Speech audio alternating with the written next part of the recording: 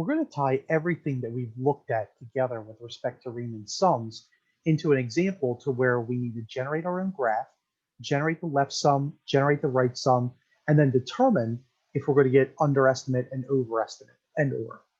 So we have a really basic function that we're looking at this time. So we just have the function 2x squared plus 1, and then we have the interval 3 to 8, and we have 5 partitions or 5 rectangles.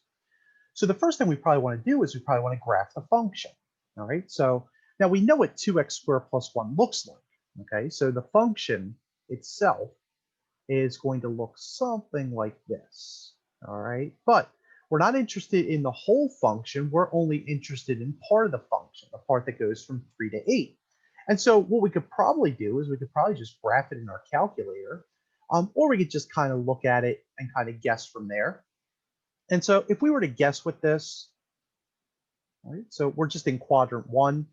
Now we know that if x is 0, then we would just cross right here at the axis on 0.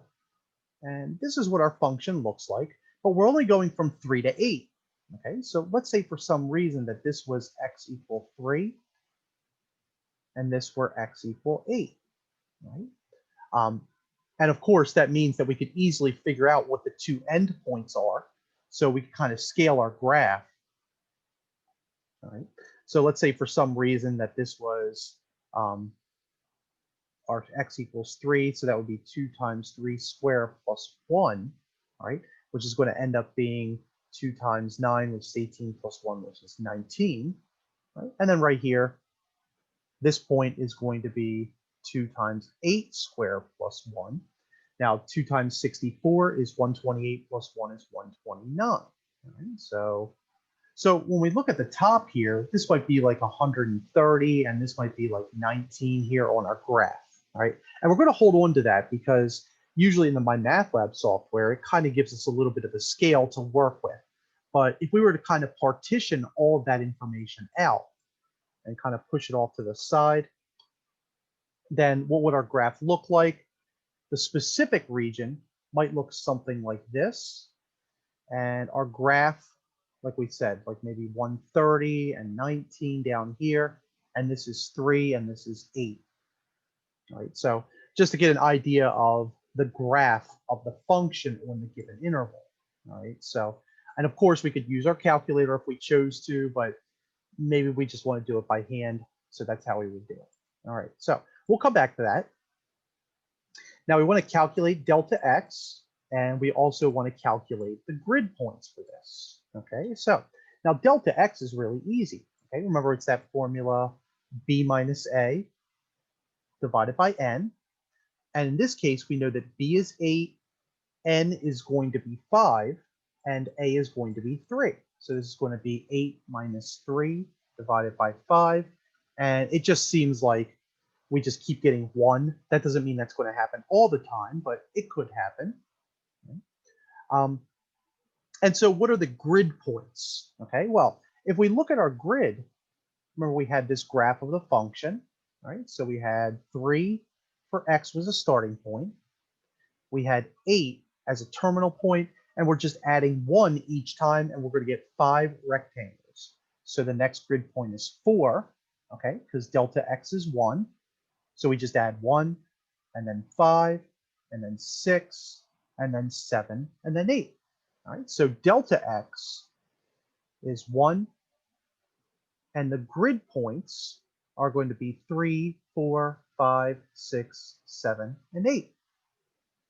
And I know that that's 6 numbers, and remember we want n equals 5 numbers, but remember with the left and right endpoints, it's just going to depend on which place we start with. So for example, if we're looking at the right endpoints, this is what our right endpoint graph would look like.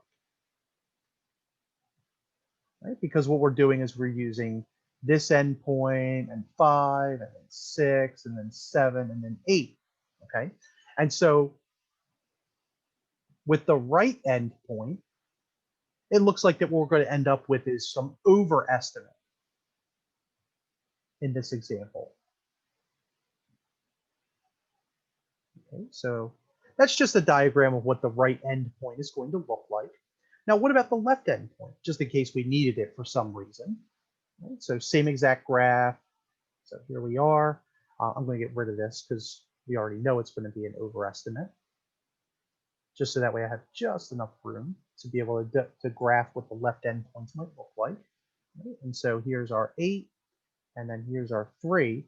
And remember, we had these grid points. We had 4, 5, 6, 7, and 8.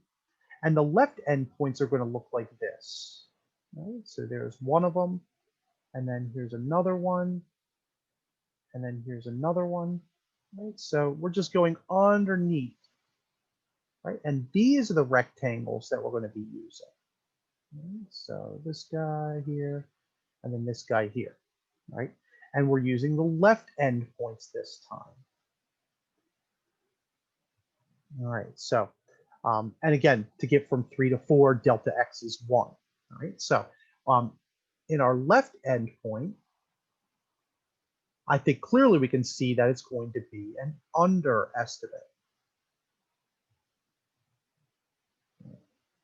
And we're going to hold on to these, all right, because in this graph, x sub I is going to be 3, 4, 5, 6, and 7.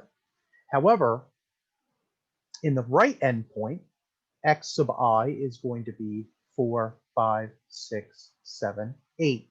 All right, so these are important graphs to have. If we don't have these graphs, then unfortunately we might not be able to figure out the left endpoints and the right endpoints. All right, so given all of this information, now we can start going through and actually answering the questions. All right, so and this is exactly what you're going to see in my math lab. Okay, so it's going to say to sketch the graph. Okay, so first of all, it's going to give you a multiple choice. So it's going to ask you to sketch the graph of 2x squared plus 1 on the interval. And so clearly, it can't be this one. It can't be this one. The only two it could possibly be are these two. And remember that scale that we had? All right. And if we go back up, all right, remember we said that right here was about 130. In fact, it was 129, I think, was the exact value when x is equal to 8. All right, so the only one it could be is it could be letter A. All right, so, and of course, again, we can graph it in our calculators. That could make it easy too. What does the left Riemann sum look like? Well, we could just go up top, and this is our graph. Okay, so this is our left endpoint. It can't be this one because that's an overestimate. It can't be this one because it's an overestimate. This is the only one with the underestimate. So there we are. It's going to be letter C. And then finally, which one is the right? All right, now be careful because these two look similar, don't they? All right. In fact, these three look similar. There's one of them that we can immediately omit, and it's going to be this one. Okay. Notice that we have, if you just count the number of rectangles, so count the number of rectangles here. In fact, I'll zoom in just a little bit. Might be tougher to count if we don't, but we have 1, 2, 3, 4, 5, 6 rectangles right here. Well, that doesn't make any sense because remember, n is equal to 5, and 5 is not equal to 6 most times. Now, over here, this looks like it's more at the midpoint. Right? So if you look at where these are the midpoints. So to me, the only one that it looks like it could possibly be, and it makes sense because it kind of looks exactly like what we drew up at the very top here. Right? And I know this is a much larger version of what we drew, but notice that it's not, the endpoints are not passing through the middle. The endpoints are the right endpoints. Okay, so the only graph that this one could possibly be is going to be letter B. All right, so we've gone through, we've sketched the graph, we've illustrated what the Riemann sums look like. Okay, now the only thing left to do, and we have calculated delta x, and we found the grid points. Okay, so remember our grid points are here, delta x is right here, and the only thing left to do is to calculate the left and the right Riemann sums.